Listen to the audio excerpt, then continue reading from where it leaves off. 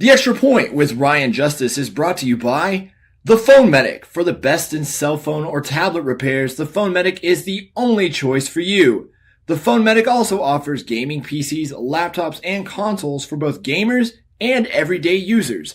Visit one of the Phone Medic locations in Amarillo or Canyon today.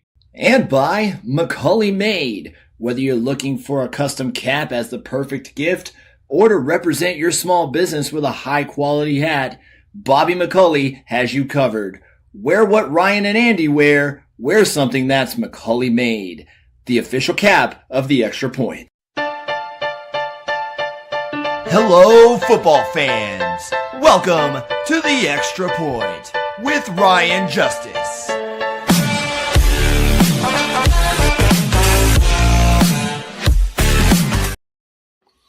We have been on quite a bit of a break, and ladies and gentlemen, we are back. We are back with the Extra Point. I am Ryan Justice, ladies and gentlemen, and we'll be joined here soon. Playoffs are abound, and man, we're getting ready. We're getting ready to crown a new champion in the NFL, and joining me to help guide us to the Super Bowl, the one and only Tyler Anderson. Tyler, how is it going, sir? It's going. Happy New Year. It's 2026.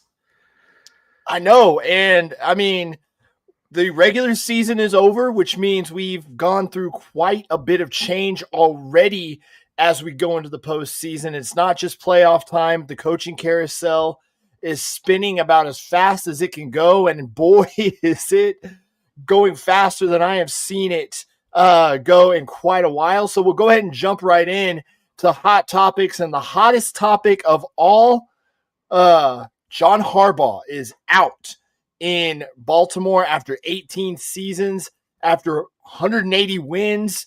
But I mean, John Harbaugh out after losing to the Pittsburgh Steelers, losing the division title, and missing the playoffs this year. I'll go ahead and get your thoughts on John Harbaugh's departure in Baltimore. Oh, I'm kind of split on this because Harbaugh has done so much. He's done fantastic things. He's won a Super Bowl in Baltimore. He's cultivated so much talent. The last few years, though, I can see where maybe some frustration with the Ravens fans, with the Ravens flock kind of comes in. And I think the ownership kind of just lost that patience, but they barely missed the playoffs. I mean, like I said, I'm torn. Like, they barely missed, and that was on a missed field goal. I mean, granted, it is against a hated division rival in the Pittsburgh Steelers. And, in a game that could have went honestly either way, because both teams, that was usually one of those, slug it out, like, it's a typical Steelers-Ravens game. It's going to be a knockdown, drag-out fight. And unfortunately, Baltimore came out on the losing end, and they were all in contention all throughout the season. Like, they started off really rough, and then they were still able to get in the playoff picture, which is a testament to Harbaugh. But again, man, I could see both sides, but to see, the Ravens move on from John Harbaugh, that's rough. That's rough. Well, I think it had more to do than what was going on the field. Because, if you're looking at the reports, you had the report that came over from Christmas about, man, there's stuff going on with Lamar Jackson, the work ethic issues that were being reported. It was almost like a hit piece that you could see coming from one of the local media members. And then as we're getting into this firing and getting into the end of the season, of course they lose to the Steelers. You start peeling back the onion a bit more and more, and you start finding out that, man, there was some tension in that Ravens locker room. And it seemed like it was something that had been boiling under the surface for a while, even though, you're watching Lamar Jackson win MVPs. You're watching Lamar Jackson go out there and look like the franchise superstar quarterback that he has. And this is coming from someone who, for a long time, was a detractor of Lamar. I guess that's the best way to put it. I wasn't the biggest Lamar fan, but Mhm. I've been very impressed since Todd Monken took over as offensive coordinator with the way that he has been able to improve his throwing of the football. And I thought going into this year, like, man, if they can keep doing what they were doing, improve on the offense, just take one more step forward, because that's really what they were. They were about half a step away from making a real run at the Super Bowl. You know, okay, they get to the next level. And from the jump, before Lamar Jackson got hurt, it looked like Lamar Jackson was not as fast as he usually had been. Lamar Jackson was getting run down in the beginning of the season, and you never saw that from Lamar Jackson. Usually, if somebody is Right. chasing him from behind, he's able to high step and get out of the tackle, and bam, off he goes. And Lamar Jackson was not just not avoiding those tackles, he was getting outrun. And I believe I saw a stat like his, one of those next gen stats or something like that. His miles per hour, his speed had dropped considerably um, from kind of at his height, and that led to it. And then of course he gets hurt, and the Ravens have to go with Cooper Rush. They have to go with Tyler Huntley.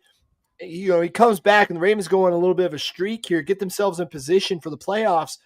But if you're looking at the reports, and of course now you've got some conflicting reports between Rappaport and Schefter, but one of the main things that's going on is, man, Harbaugh, it sounded like he kind of lost the locker room, at least with the players, because ownership, there were some disagreements between Lamar Jackson and Todd Monken about the way that he was calling the plays, and that was very suspect too, because you'd have games where Derrick Henry would just disappear. He would get going, he would look like every bit of the dominant Derrick Henry we have seen over the last few years, and then the fourth quarter comes and he would just disappear. And I would imagine there was some frustrations with Lamar from that. I imagine he didn't like playing from the pocket as much as he kind of seemingly was beginning to do in Todd Monken's offense. You had the report that the owner, Steve Bichetti, wanted to make some changes at the coordinator positions. Harbaugh kind of dug in a little bit, didn't want to do that, and so Harbaugh ended up with the one being out. But you had reports that, man, like, players were beginning to question his decisions. Reports of like, hey, players were debating on whether or not they wanted to play for John Harbaugh anymore, which that's, I mean, if you've gotten to the point where you've lost the locker room, it's better, But I don't know. I get both sides of the equation, because it might have been at the point where they had reached their ceiling. They had done everything that they were going to be able to do with this combination. But again, you're right there knocking at the door. Mhm. I don't know that one year where things kind of just seemingly fall apart is enough to just upend the whole thing. Right. I think on as far as Lamar Jackson, time's undefeated. Father Time is unbeatable. He's going to eventually lose his speed.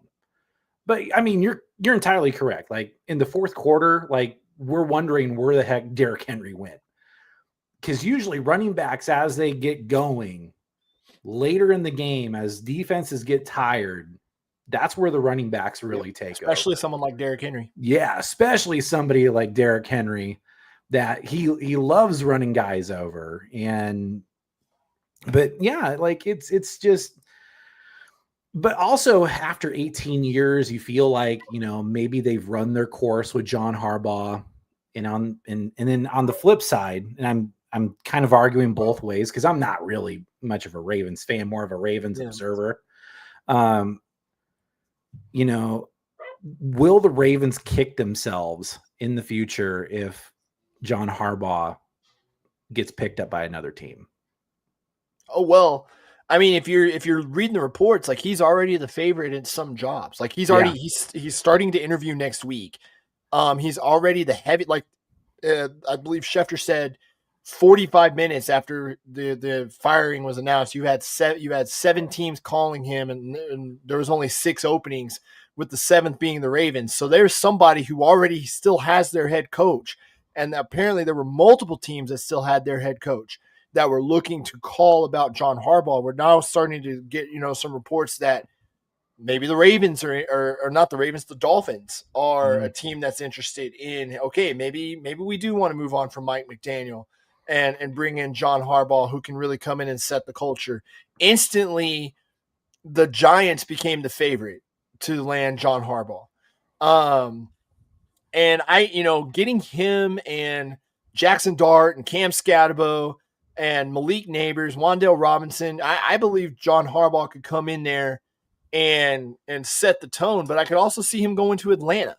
Atlanta's another good job, and we'll kind of get into where the better openings are here in a second, because there's quite a few openings that are there right now, and there may be more coming up as teams kind of fall out of the playoffs.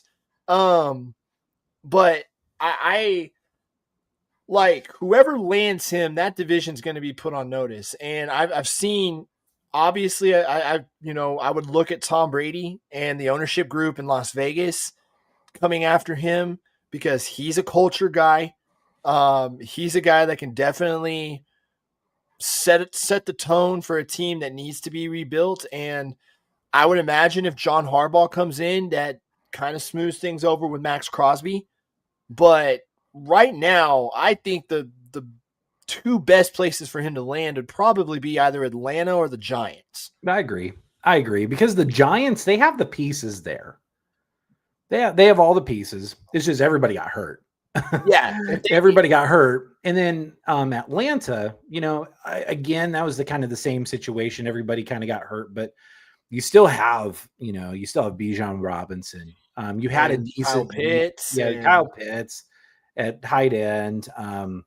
You got two quarterbacks to choose from. I know Cousins. They're going to make a decision on Cousins 3 days into the new league year. So I mean, and depends on what Harbaugh wants to do. If he wants Cousins or if he wants Michael Penix. I mean, he's pretty much got his pick of the litter for where he wants to go. Right. And like the Falcons defense was halfway decent to begin the season as well. So they were top 5. And so I feel like, either of those two jobs will probably be the ideal landing spot for John Harbaugh. With the Raiders, I feel like being kind of a dark horse, but the Raiders need a quarterback, but you have an opportunity to start fresh. That's going to be Mendoza. Yeah. That's going to be Mendoza. And well, they got other things. I don't know if you saw the ESPN article that came out about like the dysfunction going on in the Raiders organization. Mm-hmm. Like there's some stuff they got to work. I mean, don't get me wrong, it's the Raiders, but there's some stuff they got to work through in that organization. I mean, don't get me wrong. Like I said, John Harbaugh is definitely the guy that could come in and set a culture and smooth some of that stuff over and get some players back on his side.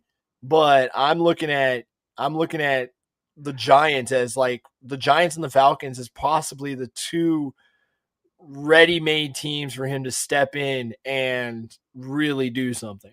Right. Well, and also maybe he doesn't want to see his brother, twice a year too, twice. Yeah, I could get that. Or maybe he does. Maybe he does.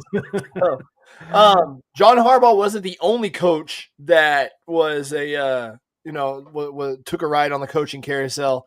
Jonathan Gannon in Arizona, Kevin Stefanski in Cleveland, of course. Brian Callahan in Tennessee was already gone. Brian Daboll and the Giants was already gone. Pete Carroll with the Raiders. Am I missing anybody yet? There's a lot. Yeah, there was quite a few, and they predicted up to 7, and there could still be more, especially with the John Harbaugh news. And the Ravens now too. They've got a head coaching vacancy. Clearly, I would say before the Ravens opened up, the Giants might have been the most appealing one. Maybe the and Raheem Morris in Atlanta. The Giants or the Falcons might have been the most appealing jobs. Ravens aside, which job? I know we just kind of talked about it with Harbaugh, but which job is the most appealing, do you think? Which one is kind of the least appealing? Oh, I would say the least appealing has to be either. I mean, I don't think the Raiders are that bad because I think the Raiders could actually, you do have some people to build with. You do have to win some people over. But are you going to be There's fighting the front office the whole time? Yeah, you're going to have to contend with, uh, you're going to have to contend with, what's his face? Mark Davis. That's right. Well, and Brady and John and Spytek and right. yeah. The Cardinals, I feel like, is going to be a tough job as well. The Bidwells, they're known to, there's a reason why, the current owner's father was known as Dollar Bill Bidwell. The Cardinals weren't known to be big spenders. Also, they kind of have a little bit of a dilemma with, Kyler Murray and Jacoby Brissett. Brissett's going to be pretty much that gap. He was productive this year, but it was kind of garbage time, I garbage had time an production. idea for Arizona. Okay. Like I thought, okay, maybe, because Kyler's got a contract. That's going to be tough to move off of. Mm-hmm. I think if you get a coach that Tua wants to come play for, I think honestly, if you can get a coach that Tua wants to come play for, maybe you can, maybe you swap with Miami. Cause I could see Mike McDonald and Kyler Murray getting together to do some things, and Tua operates a little bit more in a system, which is kind of what Marvin Harrison and Michael Wilson like to operate in a little bit more, whereas Kyler was more of the improvisation guy. Mm-hmm.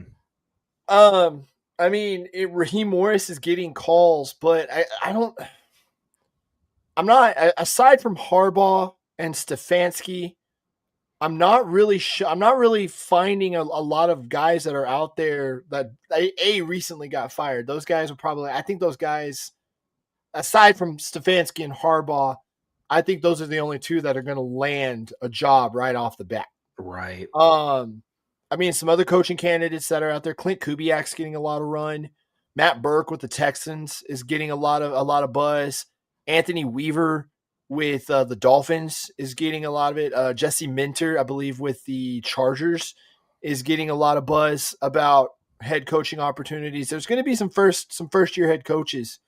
The trend over the last few years is just go young, get those young guys. Well, and now it's young and defensive because there's not a whole lot of offensive guys that are getting the buzz. It's the trend is becoming more of a defense oriented, some more of the defense oriented leader of men culture guys that are coming in and kind of setting the tone. Brian Flores being another one from Minnesota, although I don't know if he's rebuilt any of the bridges that he may have burned when he on his way out of Miami. You may have some people around the league still kind of sour on Brian Flores. Although I think he might be what Cleveland needs. But as far as like what our original question, like who I think the least favorable jobs out there, it's got to be Cleveland. Okay. For me, I think they retained Andrew Berry, who executed the worst trade in the history. Well, for us Texans fans, it's the best trade in the history of our franchise. Yep. But if you're looking at the NFL at large, probably the worst trade in the history of the NFL. And, he was the one that signed off on that deal and then signed Deshaun Watson to that contract. Of course, the Haslams were involved in it.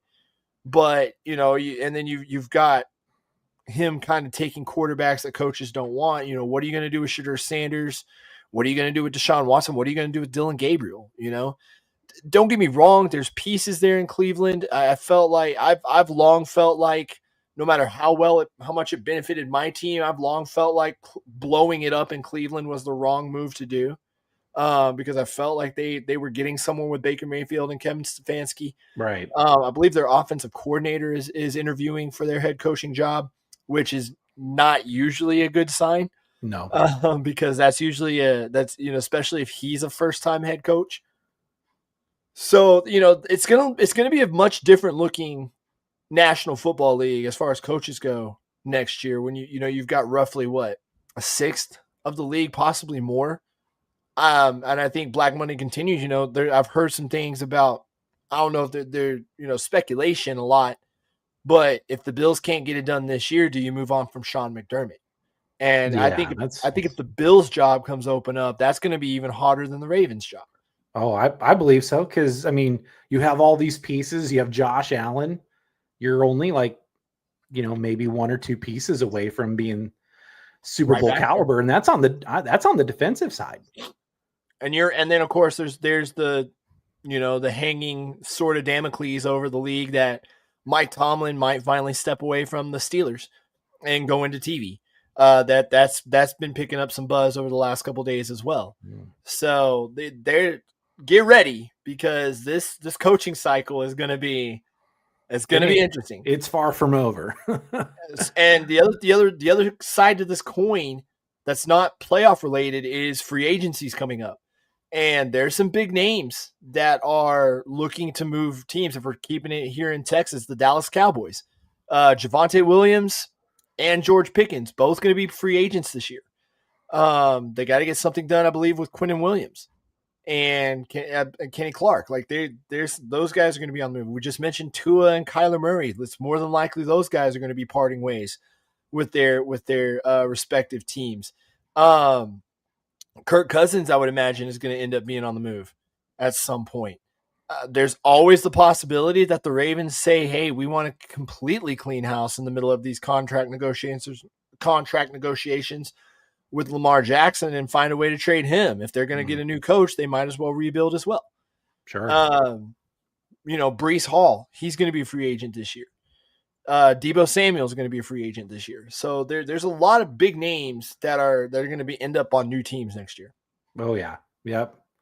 So, but that'll do it. That'll do it for Hot Topics, guys. I only got one game reaction that I kind of want to get to. I don't have the banner for it. But I mean, it is the Steelers-Ravens game. And that was, a lot of people kind of rolled their eyes at that game and just kind of, oh man, the AFC North really hadn't been much to write home about this year as far as as far as the competition in that division, like it has been in quite some over the last couple of years.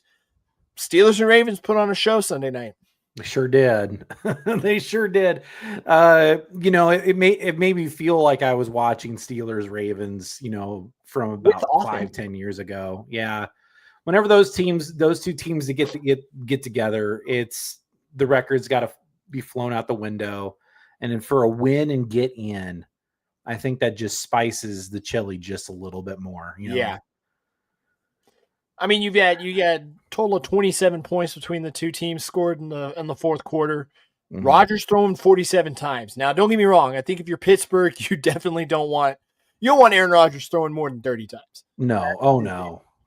But the Ravens just had no pass rush. They've had no pass rush. Neither team really has. I know TJ Watt's back, but neither team has really had a great pass rush. I know Cam Hayward's played pretty well. Of course, the return of TJ Watt, but you look at some of these defenses that are going to be there in the playoffs, and they don't stack up.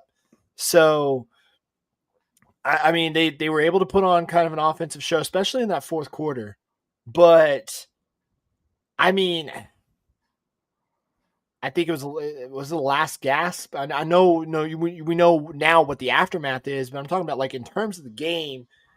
I mean, is this just like the last flashes of greatness from somebody like Aaron Rodgers before he kind of gets put out to pasture Monday night? Yeah, Aaron Rodgers. I mean, there's only so many times he can go into a dark room and be like, okay, I'm going to keep playing football. He's not getting any younger. He's no spring chicken anymore.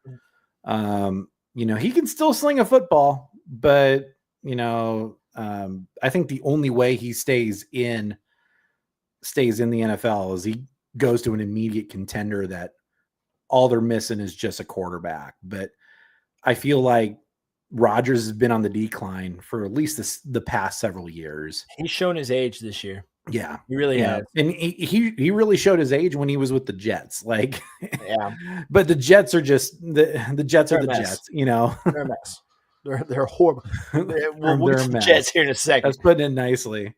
They're a horrible mess. But I mean that set the stage. The playoff picture set. We'll get to that a little bit later on in game previews. But that does it for game reactions. Next up, though, we're gonna have 3 up and 3 down, and that is brought to you by Macaulay Made. And by Macaulay Made. Whether you're looking for a custom cap as the perfect gift or to represent your small business with a high quality hat, Bobby Macaulay has you covered. Wear what Ryan and Andy wear. Wear something that's Macaulay Made. The official cap of the Extra Point. We're going to go on a search for Andy at some point. We're going to go on a search for Andy. Where is Andy? Where did Andy go? But now it's time for 3 up, 3 down. This is where I take 3 things I really liked from this week and 3 things I was not high on this week. And we chop them up and see how it goes. First up on the up list, and it could be anything. Football related. I had those nasty ass chocolate covered cherries on here for Christmas. Oh, no, those are gross, man. Those are awful. the Queen Anne's? Yes, no, those are terrible. Oh, horrible. I had somebody give those to me as a Christmas gift once. Oh, like see, I don't mind those. And it wasn't like an adult. It wasn't like as an adult. It was like as like a kid. And those boxes are just big enough to where you think, hey, it's like some kind of toy. No, it's those nasty freaking cherries. Oh. Anyway, first up on the up list. Them. No, they're gross. I tried them. They were awful. I was like, no kid should have this. And then my family decided to give it to me as a joke. Oh no. my one of my exes was like, no, they don't do that to you. First Christmas together, we went down there. They was right there in my stocking. Just that. They saw me get mad at my family on Christmas morning. Anyway, first up on the up list, Kevin Stefanski. And I know this is weird saying it for a fired head coach, but honestly, I feel like it's a breath of fresh air for Kevin Stefanski. And that's what the reports are saying. He was swimming upstream. And not just swimming upstream, swimming upstream in a sewer creek, man. Like he was in a rough situation, and it gotten to the point where he could not win anymore, right? And it wasn't on him. No, I mean, for what Stefanski has done to win at the Factory of Sadness, that's Herculean. Like tip of the cap, the Kevin Stefanski. Not just win, but win playoff games. Win playoff games and get, what was it? Get like, oh man, they got to the divisional round. They got up to divisional round of Kansas City, and they were actually in a position to win that game as well. Mm-hmm. Before the Chiefs did Chiefs things, and they sent Cleveland home, but they had the right things going. They had Baker Mayfield, and they had, Myles Garrett before he really turned it up. They had Cleveland being a place people wanted to go play. Odell Beckham. Jerry Jeudy. Mm-hmm. You had Kareem Hunt, Nick Chubb as one of the most physical running back tandems you had out there. Nick Chubb didn't want to leave. No. And I think you get him into a situation where he can truly build the team the way that he wants to build the team. I could see him going to Atlanta and really making things better with Michael Penix, especially because Atlanta didn't just fire their head coach. They fired everybody. Mm-hmm. Head coach, GM, team president, like they fired everybody. Arthur Blank cleaned house. Yeah. You knew when he was bringing in outside firms, the dreaded outside firm to evaluate the operation, like, oh man, it's coming. And then which is I guess that's why Raheem Morris was coaching his ass off those last 4 games to win 4 in a row. But winning a game that wins a division title for somebody else isn't really great on the resume. Right. Get to that one in a second. But I think Stefanski would be a good match in Arizona. He's got the pieces there. You've got the weapons on offense with Pitts and London, and one of the top 5, if not top 3 running back with Bijan Robinson. He was number 2 last year. Mm-hmm. And, at least two quarterbacks that have had solid play within the last year or so in Kirk Cousins or Michael Penix. And Stefanski could really build this team the way he wants to build this team. He built a top 5 defense in Cleveland. He helped, even though he's an offensive guy, he helped build a top 5 defense in Cleveland. Mm-hmm. And I think there's whoever gets him, if they're not just another factory of dysfunction like Cleveland was, Kevin's, he's a 2-time coach of the year. Kevin Stefanski could really go somewhere and have an impact. Yeah, I feel like Atlanta could be a really good landing spot. And there's so many options that can open anytime as well. But yeah, well, I mean, before Harbaugh, the Harbaugh news, he was the favorite in Cleveland, and I think he still could be. Another one on the coaching carousel that we didn't get to was Matt Eberflus, which yep, I mean, a mile away, but Matt Eberflus was fired from the Dallas Cowboys. Next up on the up list, those Bills throwbacks, man. Who are they? Keep them, dude. I like the red helmets better anyway. I do too, and it reminds me of when the Bills were dominant in the 90s. Now they ran up against the Cowboys. Everyone in the NFC East. They at least 3 teams in the NFC East. Yeah, they lost everybody in the Super Bowl save for the Eagles. But I feel like they still could have won. I think Super Bowl 20 could have went either way. Honestly, I mean, they did enough, to get in position to make that game-winning kick with Scott Norwood, and it goes wide, and then they're like, "Hey, we'll be back," and then the 4 falls in Buffalo, which is a great documentary, by the way. I need to watch that. And so, I was watching a lot of the tributes to Highmark Stadium. It was a great way to send out Highmark Stadium. I felt like wearing the throwbacks, which they hadn't worn in 15 years. Yeah, it was a great way to send out that stadium. The Jersey game this season has been really on point. The rivalries sets have been very Arizona's. Arizona like a tortilla. I thought Buffalo's was really good, and I think they got beat in those. Oh, I know. I feel like they're probably going to burn those just because they got beat so bad in them. But keep the red helmets. Just make them an alternate helmet. I don't think they'll mind. I hope they do. Honestly, I hope they wear them more than once a year. I hope they open up in them. Oh, sure. I hope their first game is in those. First game in the new stadium. I hope. Sorry, you probably hear my dogs. Oh, sure.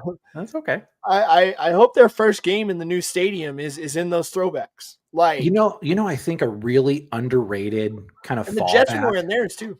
Yeah, a really underrated fallback is the 70 when the NFL started really doing throwbacks for the 75th anniversary. They did the inverted Buffalo, where instead of the Buffalo being red on the white helmet, the old Buffalo Bills, they flipped it to where it was a white Buffalo on the red shell. And I was like, they needed to keep that because it was so good. Even the ugly uniforms, man, those are come on, those are. Oh, the nickel, yeah. The Bumblebee uniforms for the Steelers. I'm not a Steelers fan, but I mean, break out the Bumblebees or the Acme Packers uniforms, the New York Titans uniforms. Come on. The only ones I don't want to see are the Oilers. Sure. That's a sore spot. Well, that's just being petty.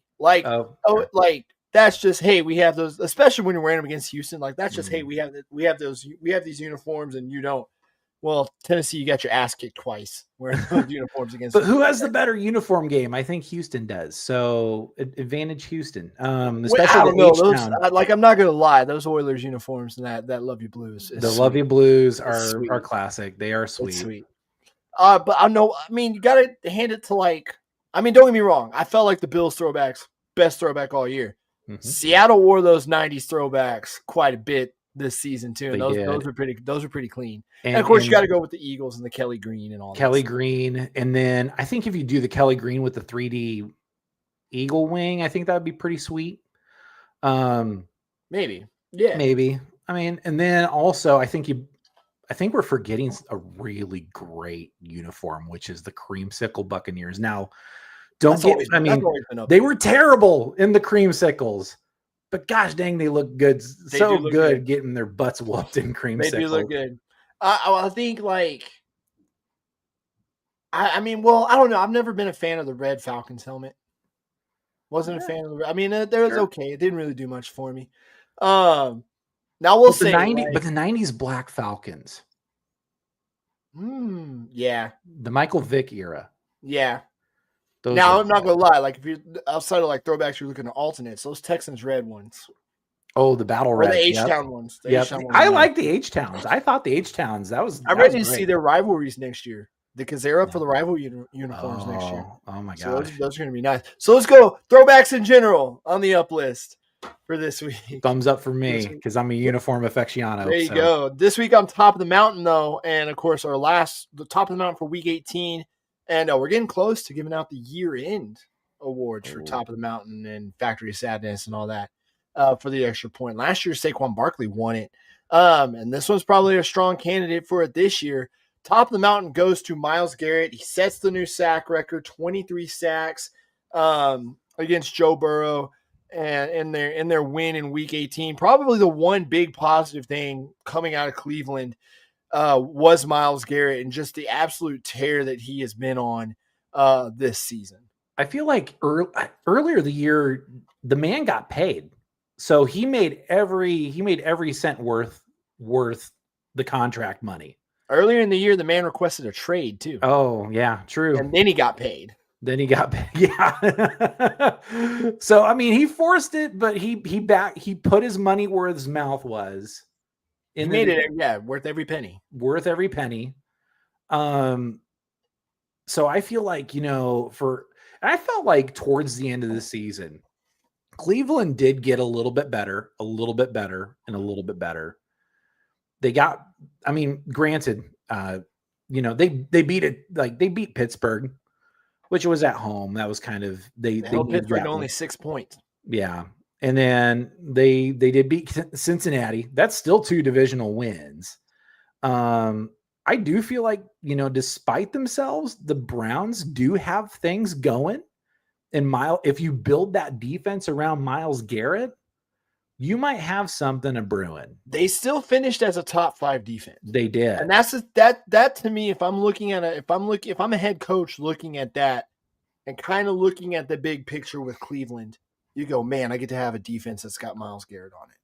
I get to have a defense that finished top 5. I get to have a defense that allowed, 20. They allowed 22 points a game, but their total yards, they were allowing under 300 yards a game. You got an absolute monster on the other side like that. And I guess that's a frustrating thing about Cleveland to me. There's pieces there. Quinshon Judkins was great as a rookie running back. He was good. I thought, man, like if he hadn't been suspended and won those and played in those first 3 games, he might be up for rookie of the year because I think Cleveland would have won a few more games with him. Sure. I'm still kind of indifferent about Shedeur Sanders and their quarterback. It's going to be a mess next year because Andrew Berry came out and said they plan on having Deshaun Watson on the team next year, which why not? Because the cap hit, if you cut him or trade him, is going to be, you still have over $100 million that you got to pay him. So why not see what he's got against Shedeur and Dylan Gabriel? I thought Shedeur played okay. He had some really bad rookie moments, but I do feel like he improved as he got in there more. Right. And that takes time to, so I feel like Shedeur Sanders has a nice bright future. It just, you got to build off those mistakes. We'll see. He's got to get past. He's got to get past. I think he's got to win the quarterback competition, which there's going to be one.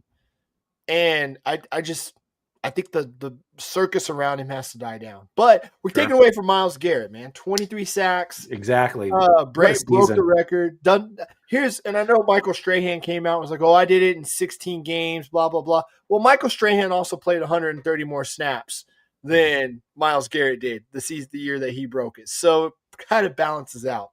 So quit with the sour grapes, Mike. Well, we went 3 up. We're going to go 3 down. First up on the down list. And this down list was hard because this was a down list that had like 3 Factory of Sadness. I could have just put Factory of Sadness for every one of these candidates on the down list this week. But I had to rank them. Las Vegas Raiders. You won your last game, but you fire your head coach.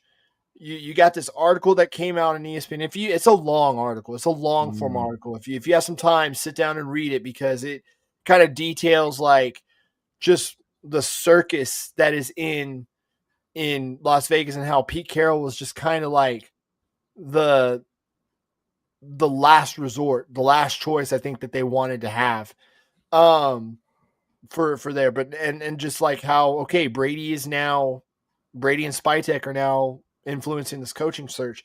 But just the Raiders, man. I think you have that. You have the now disconnect with Max Crosby. Brock Bowers doesn't seem very happy about being sat for the rest of the year.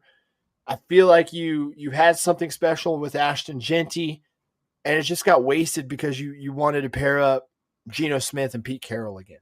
Yeah, and I kind of feel for Pete Carroll a little bit. I mean, the guy's not a saint by any means, but only given a year. But yeah, everything fell apart at the seams, and it really, well, it just all starts from the top down, doesn't it? Just the dysfunction. That's been the Raiders since their existence, though. It's been the Raiders since really they lost. Oh gosh, the last Super Bowl they were in back in 2003. Yeah, the Rich Gannon. They really haven't been the same. And it's sad because the Raiders, they're one of the more proud franchises. They have fans just about everywhere, along with Cowboys fans. I knew Cowboys fans in Iowa when I lived in Iowa. House. Yeah, and I knew Raiders fans. But nowadays the generations, these younger kids, they don't know like how fun it was to play as Bo Jackson in Tecmo Super Bowl and how actually halfway decent the Raiders were back in the early 90s. And they took a dip and then they got good again in the early 2000s. And then after their Super Bowl appearance where, basically Bill Callahan, just got exposed for the fraud he was. It hasn't been the same for the Raiders. It felt like they were coming back up when they brought John Gruden back, and then all the stuff happened with John Gruden, and it just fell apart again. It's when you had Derek Carr there, and he honestly the year, if Derek, I would say this, like if Derek Carr hadn't have had that injury, the last 2 weeks of the year that he had back in 2016, he would have been MVP. And the Raiders very much could have been on their way to at least an AFC championship game that year if he hadn't gone down. Sure. So yeah. I know. There's good those Raiders. Same old. Yeah. Speaking of same old, next up on the down list, again, something that was factory of sadness quality.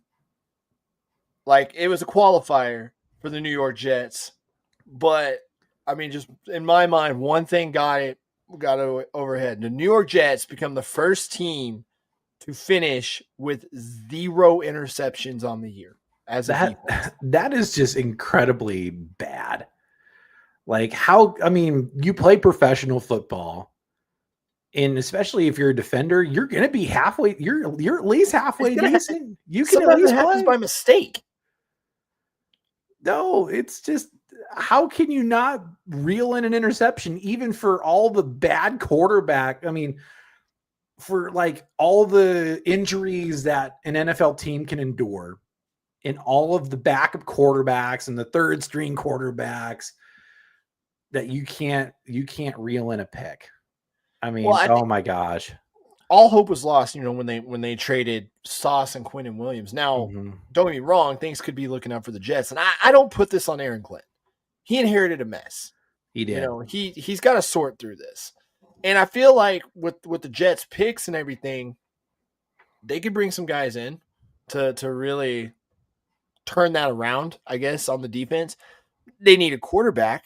They might need a couple running backs, but let Aaron Glenn do his thing. I think they understand. At least I hope they understand with Aaron Glenn, and he's explained it to him, much like it went on in Detroit.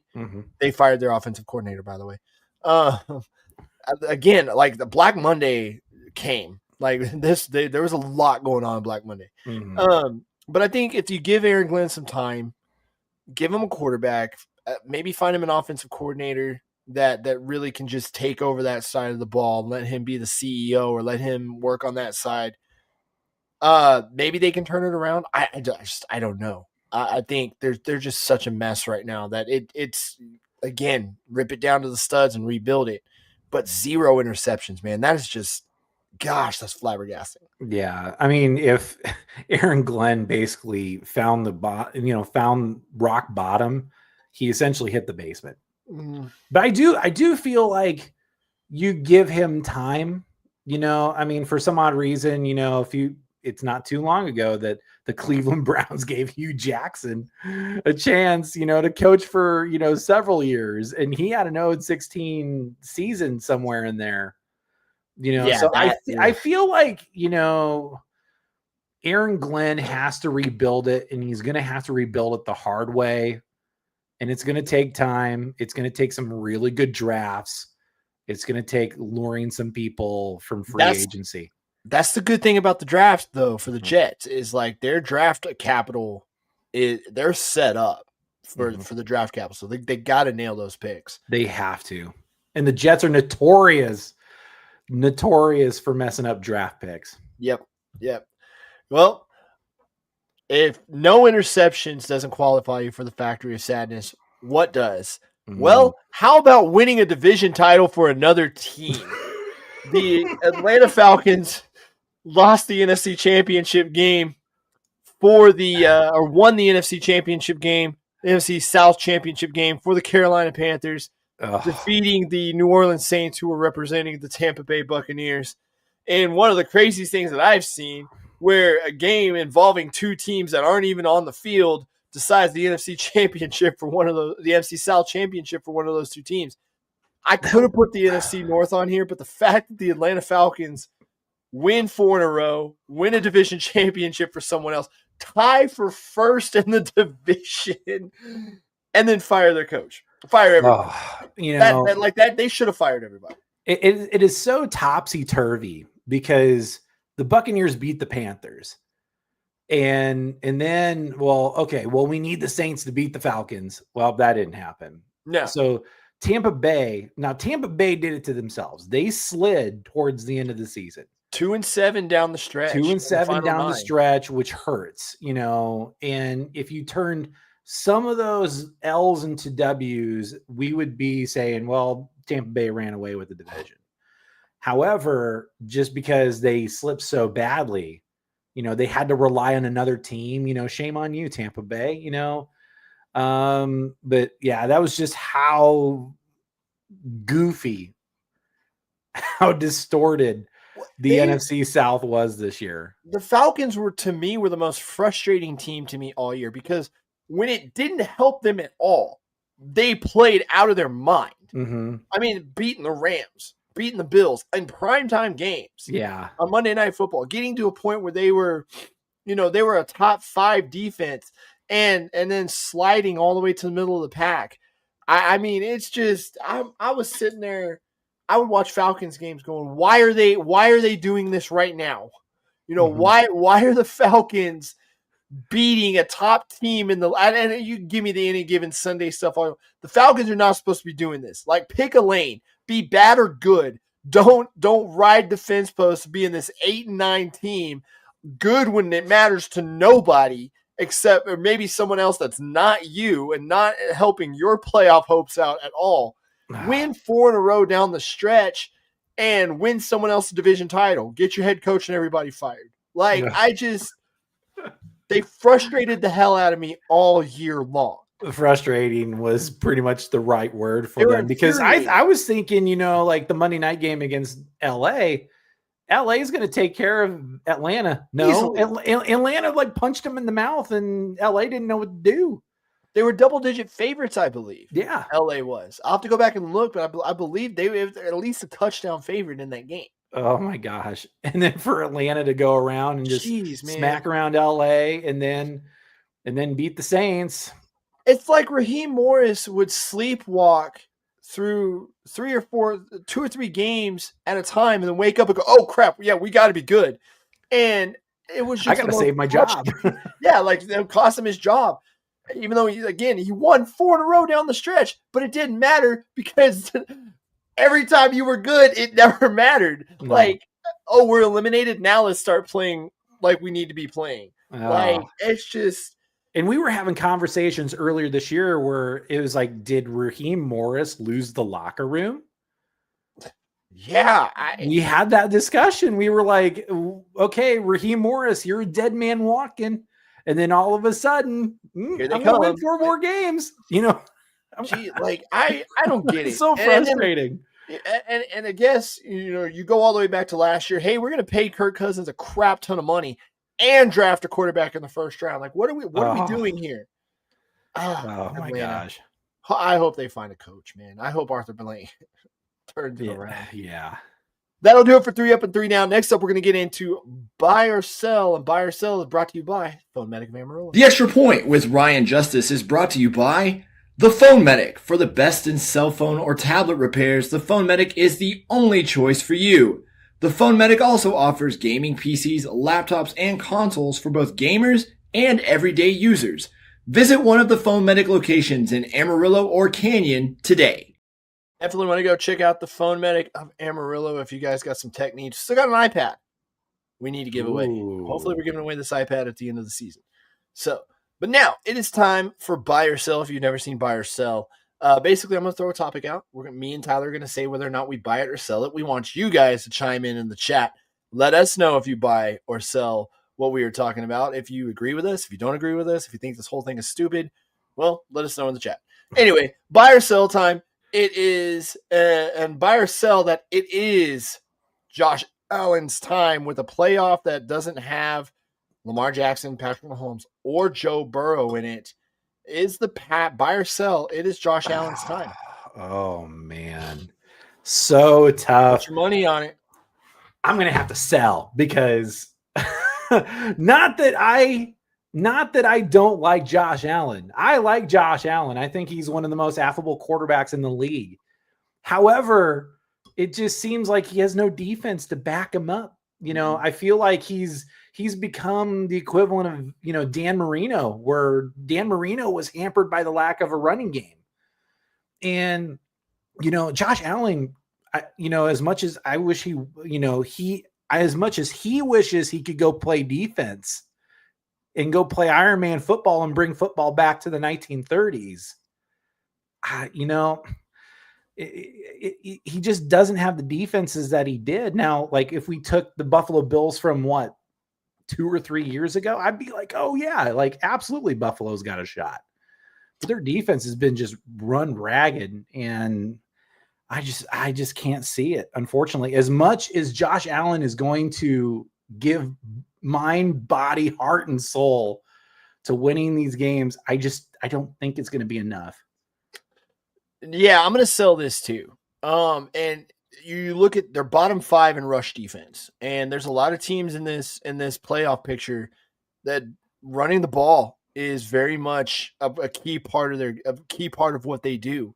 And again, you got James Cook, he won the rushing title. He's taken a little bit of the pressure off of Josh Allen, but so much as the game plan has been for so long, man, we've got to put it all on Josh Allen. Put on the cape. It's time. Go be Superman. Go be Superman for 20 plus games to get us a Super Bowl. I don't think that's going to work, especially when you've got a couple of defenses in this playoff picture that just absolutely wreck people. And you saw what happened to him against Houston. You've seen what happened to him against a team like Cleveland, even when the defenses are good. And I've said this all year long about Josh Allen. The Bills cannot win these low-scoring, ugly games where it gets really physical. You got to run the ball. You got to beat the other team down. They can't win those games. A lot of those games they've lost. The games that they have won have been the track meets. They've been the ones where both teams are scoring close to 40 points. And that's kind of been Josh Allen over the last couple of years. It's like Josh Allen is better when it's a track meet. It's better when he's flying down the field the same speed Patrick Mahomes is, or hanging in there with Joe Burrow. he's not going to be able to get his hands in the mud and go play those gritty, not pretty looking games that you see some of the teams that are in the playoff picture this year win. And the question with it, whether or not Josh Allen, if it's not Josh Allen's time, does that mean it's time's up for Sean McDermott and it's time to bring someone else in who could come in and not have to put it all on Josh Allen? Right. Well, and then there's only so much of a window you have with prime Josh Allen as well. And he's dealing with injuries already. Right. And I do feel like with time, I think he can win those grinded out games. But the problem is you got to win with him being able to not only run with the ball, but sling it all over the yard. There's no one really to catch the ball. No. There's not. Mm-mm. And if you can't stop the run, then, again, you got major problems. And there's some rush defenses there's some rushing teams that aren't really, like, popping. It's going to be interesting to see what ETN does this next on Sunday, because ETN's been a key piece in Jacksonville's offense, and I think you're going to have to win those gritty games because you don't have race cars in this playoff picture. You've got defenses that are going to hit you. Denver is going to hit you and hurt you. Houston is going to break you. The Chargers are going to grind it. They may not get to the passer, but they're going to grind it out, and they're going to come after you, and they're going to make things hard on you. And then again, you've got teams that can run the ball. The Chargers can run the ball. Texans with Willie Marks, they that's how they finish their games. Henderson and New England, we watched him gash Buffalo Bills. So yeah, RJ Harvey with the Denver Broncos. Harvey with the Broncos. Mm-hmm. I'm not even worried about the Steelers. I think they buy or sell. Urinating Tree would have something to say about that. Yes. But buy or sell Tom Brady's involvement in the coaching search in the Raiders. Is it a good or bad thing? That's what I'm buying or selling. Oh man, I would probably I'm going to sell this because Tom Brady's already got his hands in 10 million different other things, like he's not, and I think it's kind of crazy that he could be up in the broadcast booth and broadcast booth with him. Right. And, and still have and still be on commercials, still make appearances. How does he juggle all of it? Probably the man doesn't sleep still, but he is single. Oh, okay. So he okay, but okay, all right. Well, I mean, I'm not gonna make judgments. He's probably a lot more productive than I am, and I've been okay, I won't bring that up. But I'm gonna buy I'm actually gonna buy this because I feel like if there's gonna be one person that can sit down in front of John Harbaugh and say and convince him to come be the head coach of the Raiders, it's Tom Brady. They've got a respect for each other. And Harbaugh, I believe, no, Harbaugh wasn't a quarterback. It was Jim Harbaugh that was quarterback. Yeah, it was Jim. But they've got a respect for each other. And Brady's he's had to go up against John Harbaugh teams before. I think that kind of connection and Brady being who he is could convince Harbaugh to come coach. And you take a look at the draft picks that they're going to be picking first in pretty much every round. They're going to have a brand new rookie quarterback in Mendoza that's going to come there and just be a blank slate for him and everyone that he brings in. And we've seen what he's done with quarterbacks. Joe Flacco wouldn't have a Super Bowl without John Harbaugh. Mm-hmm. Lamar Jackson wouldn't have 2 MVPs without John Harbaugh. Mm-hmm. So I think that he comes in, you give him a little tiny baby rookie to come in and be a blank slate. And I think if there's going to be one person that can convince him that we're cleaning up all this stuff that you hear about the Raiders, it's going to be Tom Brady. Okay. Okay. Buy or sell. This one's been a big discussion. Since it's come up every year, but from what I understand, it's going to be coming up when the schedule changes again in the next couple of years. Buy or sell. The playoffs need to be reseeded. I'll buy this one just because, for Carolina to barely win their division and to host a playoff game, that's a little bit of highway robbery right there. Now, I believe the NBA kind of does it right, when they kind of wipe away the divisions and they say, okay, all right, 1 through 8, and then you go from there. I mean, I understand that you want to reward the divisional winners, but often you're always going to have a tank division. You're always going to have a division that's going to struggle. What's going to happen if somehow, some way, your divisional winner is 6, for me being an old head, 6-10, be a 7-10 team get winning division and then hosting a playoff game.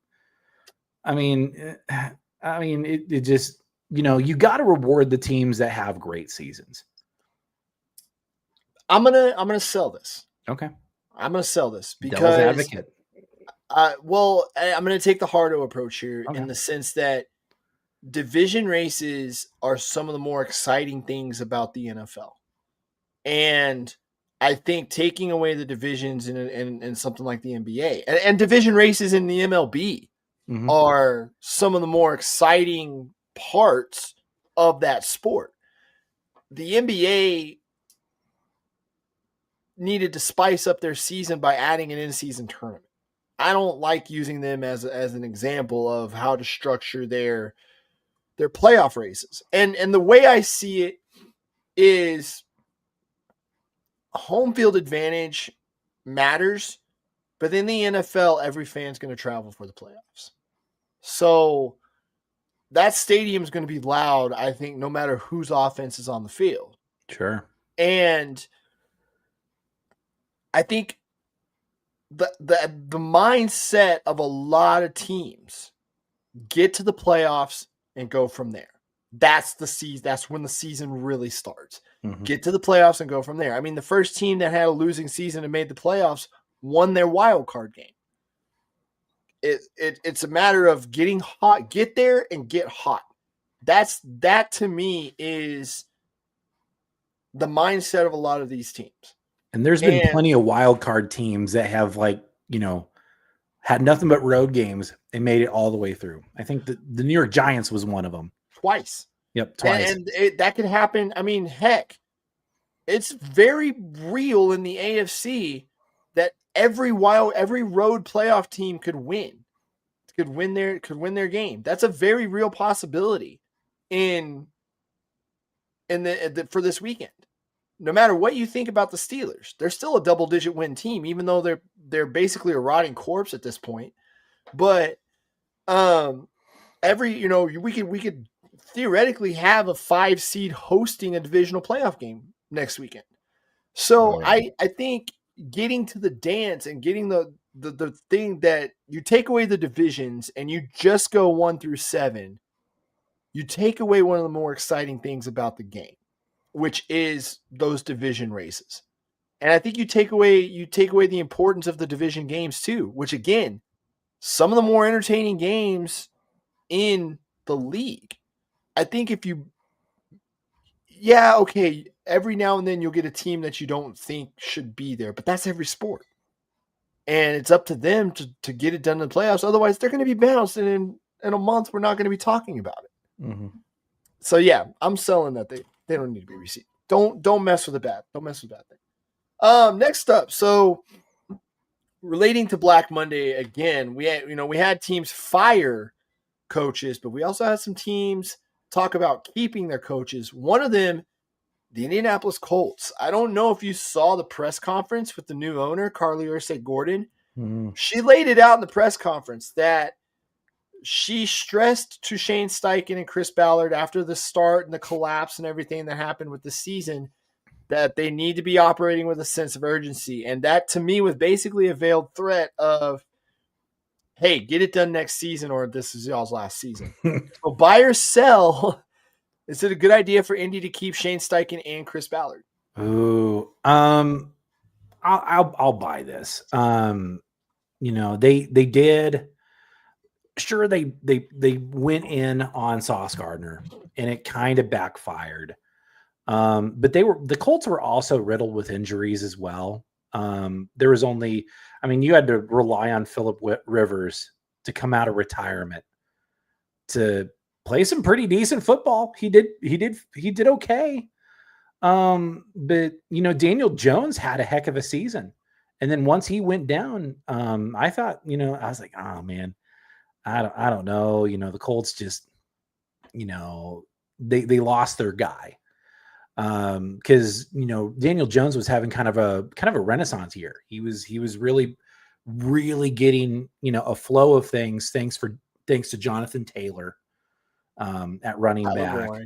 And the Colts had all the pieces. It was just sometimes the NFL, that NFL season, that is a marathon, and you got to keep guys healthy, or at least you got to have guys that are ready to go next man up that can at least keep the continuity going. I think, maybe one more season and try to keep everybody as healthy as you can. But yeah, Ursay, man, who, I don't want to get her mad. I'm going to treat this like I have blackjack and I have split sevens. Okay. So I'm going to buy one, sell the other. I'm buying keeping Steichen because I feel like Steichen's a good coach. As bad as the words complimenting the Colts tastes in my mouth. I feel like Steichen's been a good coach. Ballard, though, Ballard's been there a while. Ballard's been there a long time. And it may be one of those things where you need to get fresh eyes on this. Because I could advocate for her firing both of them and keeping both of them. But I do feel like keeping Shane Steichen's probably the better move. Because I feel like Steichen's, as a coach, has been very stable for this team. He's gotten some good things out of this team.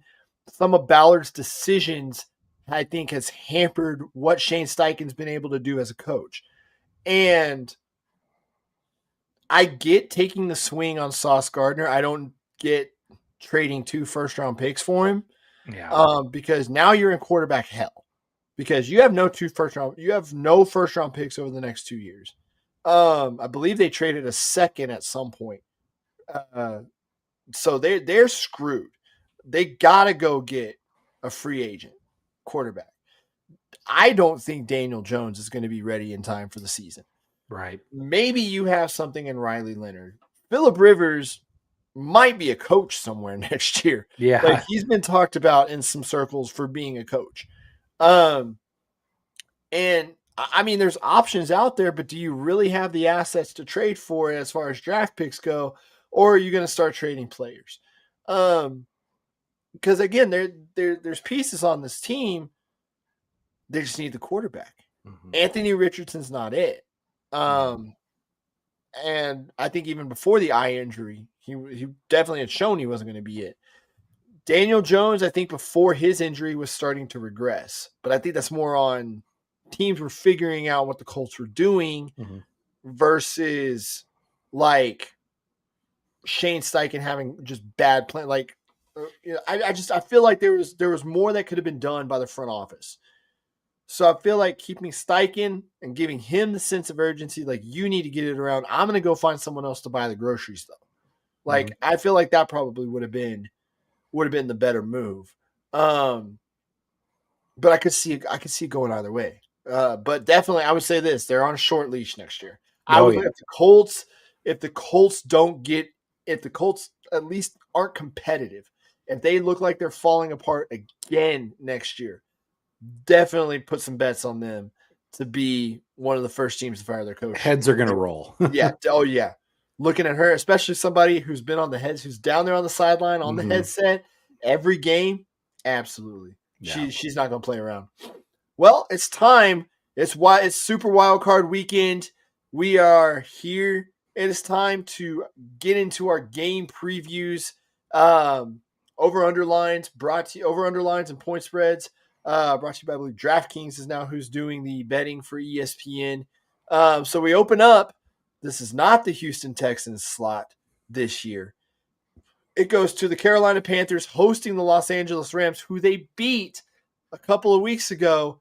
But the Rams come in as 10.5-point favorites over the Carolina Panthers, who get in as the 4 seed at 8-9. What are your thoughts on this game?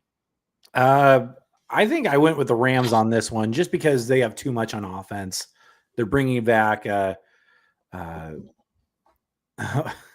dang. Devontae Adams. Devontae Adams. They're bringing him back. The defense is not terrible. And plus, also, it's a little bit of a revenge game because the last time these two met, Panthers kind of handled them a little bit. So I think, if I'm Sean McVay, I'm going in and being like, these guys whooped us last time. Time to put them down. It's time to put them down and put them away. So, I'm pulling up the game that they had against the last game they had against the Rams. They beat them 31-28, but they were up.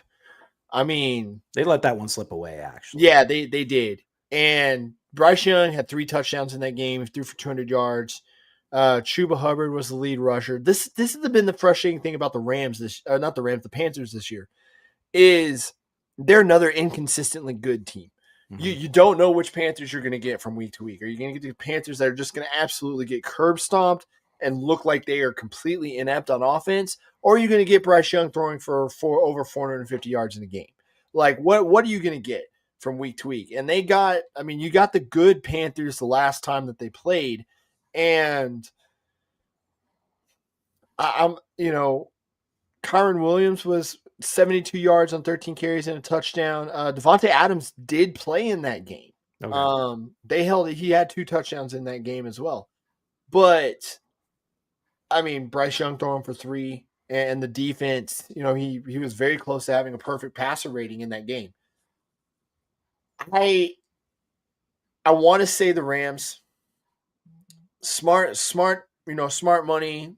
Logic says go to pick Los Angeles. But man, I would be on if this happens, this is the upset of the weekend. But and more than likely the Rams are going to put down Carolina. If the Panthers pull it off, though, that'd be big. But then they get absolutely ran off the field the next week. That would be the most Carolina thing. Yeah, it would be. That's how their season's gone.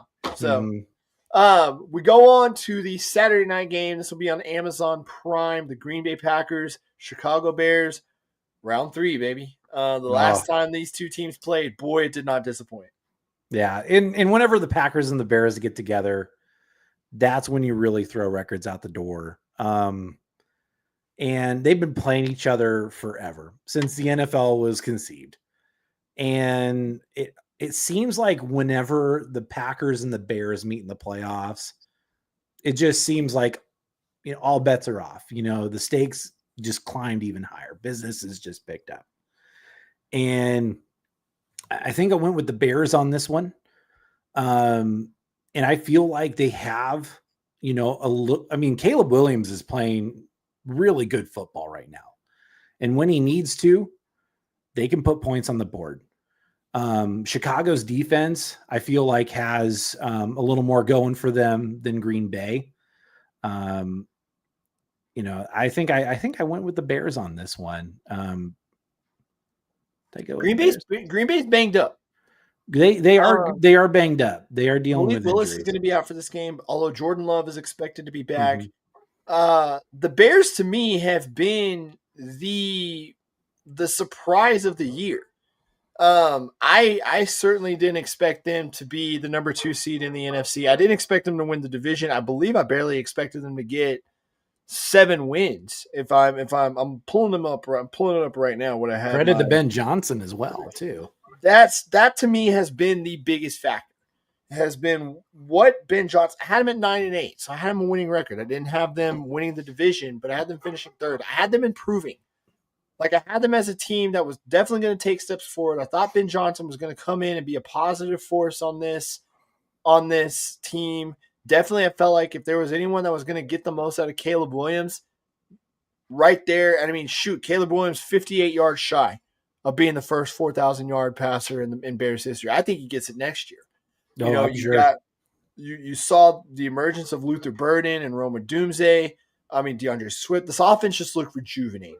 Mm-hmm. And the defense coming along, they're able to slug it out. And I know some people kind of early on were talking about Bears and the soft schedule and everything like that, but the Bears have beaten some teams. Like, the Bears have beaten some good teams. And I know that they lost to the Lions, but I mean, they've already won the division. Mm-hmm. Like, they're basically playing for seeding at that point. And I don't know who's going to outgun the other, but I feel like the Bears in this situation have been the better team, have pulled out the more victories, have pulled out the better victories. Right. If I'm being honest. And I've got to go with them as well to get their first playoff win. Yeah. In a while. Yeah. Well, Chicago will be thrilled should the Bears win that season series. And I mean, honestly, that game 2 weeks ago against the Niners, that could have gone out of the way. Mm-hmm. I feel like Kyle Shanahan outcoached Ben Johnson a little bit and got him on that one. So we kicked Sunday off with the Bills traveling to Jacksonville as 1.5-point favorites, although I feel like by the time this goes, it could be an even money game. Mm-hmm. Jacksonville winning the AFC South 13-4. The Bills at 12-5, entering it as a 6 seed. This has the highest over/under of the weekend, by the way. Let's start with Jacksonville here. Okay. They quickly turned into one of the most balanced teams in the league, and Travis Etienne has had just a renaissance under Liam Cohen. And they've also been one of the most red-hot teams in the league as well. And look at Trevor Lawrence. Finally he's got Etienne. Etienne going. He's got, halfway decent offensive line. Jacksonville's defense has been really stellar as of late, shutting down teams left and right. They're on the fringe of being a top 10 defense. Yeah. So, but I do feel like Trevor Lawrence, I have Jacksonville as kind of a dark horse. Now, it might blow up in my face. Josh Allen might have a really fantastic game. But the more I look at the Jaguars, the more I like them, just because they're very balanced, and their defense really, they dismantled the Broncos. They didn't beat the Broncos. They handled them. And mile high. Yeah. And if I'm a Broncos fan, I'm waiting, I'm seeing who we got, I'd be really scared of the Jaguars coming back into Denver. My thing is I'm looking at the Jaguars and their stupid dog. I'm looking at the Jaguars and I'm thinking that playoff Trevor has a chance at showing up. You're waiting for that Jaguars game to happen. Now, don't get me wrong. I feel like Liam Cohen was the right pick for head coach, and he was the right pick to get this team back on track and get the most out of Trevor Lawrence. I like what they've done offensively. I think the defense has stepped up. They have the number one rush defense in the league. They're going up against the number one rusher in the league. And you add in kind of the tandem with Josh Allen and James Cook. That's something that could give them problems, but I feel like they're equipped to stop it. You've seen Trayvon Walker get better over the course of the season. Eric Armstead right there in the middle has gotten better. I feel like once they got away from trying to figure out the gimmick of Travis Hunter and they brought in Jacoby Myers, that really turned around for them. One thing that I really like that they've done is they didn't crumble after the comeback that Houston had. A lot of teams at that point in the season, they will crumble. They will, they'll fall apart. And that could have been that could have been one of those things that really derailed a season, and they ended up they're one game behind Houston as far as the win streak goes, for longest in the league. So that factors into it, but I feel like I still feel like, man, Trevor Lawrence last time he was in one of the last times he was in a playoff game, he threw 4 interceptions, and I feel like if there's anyone that could really get that out of him, it's Sean McDermott. But yeah, like on the other side for the Bills, you got the experience with Josh Allen. You've got the experience with Sean McDermott being there, knowing what to do. They finally got James Cook going and getting him into a mode where he's not just, hey, let's hand it off. I know she's losing her mind. Yeah, losing it. I don't know what's happening out there with her. She normally is never like this. But yeah, you got Josh Allen, and the experience I feel like plays a factor here. And I feel like if Josh Allen really turns it on, they're gonna go in there and they're gonna beat Jacksonville. They're gonna send a lot of Jags fans home unhappy. Sure. I've got the Bills in this one. You've got the Jaguars. This is my first split on this one.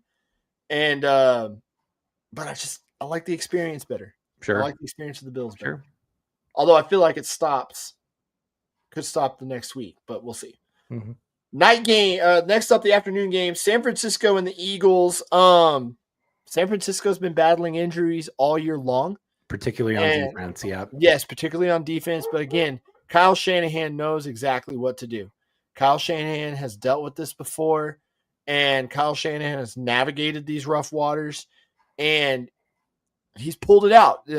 San Francisco's a 12-win team, and they are absolutely a team that could pull it together when they need to and get it done. And Philly's a team that I feel like could be beaten. They're not as invincible as they were last year. They've looked really wobbly, and Philly definitely is a team to me. Again, they're another week-to-week team. Are you going to get this? Is this going to be the week that the offense pulls it together and they finally stop doing the head-scratching, the frustrating things that they've been doing week in and week out? Or is this the week that they are going to just absolutely shut it down and play the most boring football you've ever seen? I think for the Eagles to win, they really need to lean on Saquon Barkley. They have to, they have to get him going. Yes, the Niners defense is suspect. I always like Brock Purdy. I had the privilege of seeing him play in college, and that guy, he can play. And he's proven himself time and time again. And as much as I like Brock Purdy and I like Kyle Shanahan, I just feel like, if it really depends on the Eagles defense as well. Their defensive unit, I feel, has been one of the best in football. Despite the Eagles kind of tripping over themselves on offense. That's where my pick goes, is just who's going to withstand things better on defense. And I feel like Philly's defense is going to kind of win the day over the Niners. Yeah, I think that if there's going to be an X factor, if there's going to be a tide that gets turned, it's going to be Philly's defense. Depending, granted, the Niners did have Trent Williams and Ricky Pearsall out, but the Eagles just have a nasty defensive line, and I like them. I like them in this one. I think that the Eagles are going to catch up to the Niners, and the injuries are going to catch up to the Niners as well. Sunday Night Football, the Los Angeles Chargers going to Foxborough to take on the New England Patriots. The Patriots are 3.5-point favorites. The Chargers are here despite losing every offensive lineman they could lose. But they've gotten some things going these last couple weeks. They rested all their starters against Denver. Hoping to get this team healthy, hoping to get some things going as they go to New England, who's to me, I know Drake May is the MVP favorite, but New England as a whole is not really as scary to me as I think people are making them out to be. Sure. I mean, I still would not underestimate the Patriots, though. They've had a heck of a year. Mike Vrabel has been pretty much what the doctor ordered to get the house all in order. You're right. Like, I feel like New England doesn't come off as scary. They come off as very beatable. However, that's kind of the scariest kind of teams as well, is just teams that don't look that scary. And then they crank it up another gear once it comes to the playoffs. And Mike Vrabel knows how to win in the playoffs as well. So I would not underestimate New England by any chance. And that's why I chose New England over the Chargers. The thing to me, and I know you can only play who's in front of you and everything like that, but the thing to me that the real big knock that I've seen on the Patriots has been the soft schedule. You know, they haven't the teams that they've beaten. Okay, you beat Buffalo, but they've got a lot of big problems on their end. You beat the Ravens. Okay, the Ravens, we've seen all the problems that they've had. The Bengals have no defense. The Bucks have been falling apart since the middle of the season. You know, NFC South, the Titans, teams in the AFC North, which, I mean, of course, that's been a mess. So I'm looking at just kind of their schedule. The only like real team that I'm looking at that they've beaten, probably the Bills, because they're a playoff team. They lost to the Steelers. Their opening game was a loss to the Raiders. I don't get me wrong. I think I agree with you in the sense that Mike Vrabel was exactly what this team needed. Getting Josh McDaniels back as offensive coordinator was exactly what Drake May needed. He to me, he's been the MVP. Josh McDaniels has been this generation's Norv Turner. Yeah. Yeah. And I think that they're the number 3 they're the number 3 overall offense, and their defense is just inside the top 10. But again, they haven't really played. This is where you're getting into the teams that can play. And the Chargers are a better defense than they are. The Chargers are the number 5 defense in the league. I know that the offense for the Chargers hasn't been great. So where you're going to really want to watch this is the rushing, just the rushing defense. Mm-hmm. New England's allowing just over 100 yards a game on defense. And I'm looking for the Chargers. The Chargers are averaging over 121 yards on the ground. Hampton coming back is Hampton's been one of the better running backs, first-round running backs that the Chargers have picked up. He's been great for them. Mm-hmm. The tight end Gadsden, he's been really good for them as well. Of course, you still have McConkey and Keenan Allen, Quentin Johnson when he decides to catch the ball out there. They could be explosive when they can get Herbert time, and they've been creative in getting Herbert time. If I'm looking at just where they're at passing wise, they're allowing just under 200 yards a game, and the Chargers are averaging just over 200 yards a game. This is even to me. This is way more even than I think people feel like it is, but I feel like the Chargers in that run game could really get it going against the Patriots and pull the upset in Foxborough. I just keep thinking of the one Twitter post with the one word from the Chargers, which is define the Chargers probably since the 1960s, which has been pain. I feel like they're going to feel that same pain. They don't have a great record up there in Foxborough. They don't. We finished it off Monday Night Football, the first time that the Texans are not a Saturday day game, and the first time that they are a wild card. They go to Pittsburgh. This is the lowest over-under of the weekend. The Texans have the number 1 defense overall. Pittsburgh is, they're there. They have an offense, and they have a good, decent defense as well. But it's the man behind. It's the man pulling the trigger. It's Aaron Rodgers. It's Mike Tomlin. They both have a ton of playoff experience, although not a lot of playoff experience together. D'Amico Ryans, his first 3 years, he's made the playoffs with C.J. Stroud. I mean, the Texans are 3-point favorites on the road. They've never won a road playoff game the Pittsburgh Steelers have won 23 straight home Monday night games. I going think the back to Texans are going to 1991. change that. I am on the Texans bandwagon just because defense wins championships, and Houston's defense is, boy howdy, are they scary.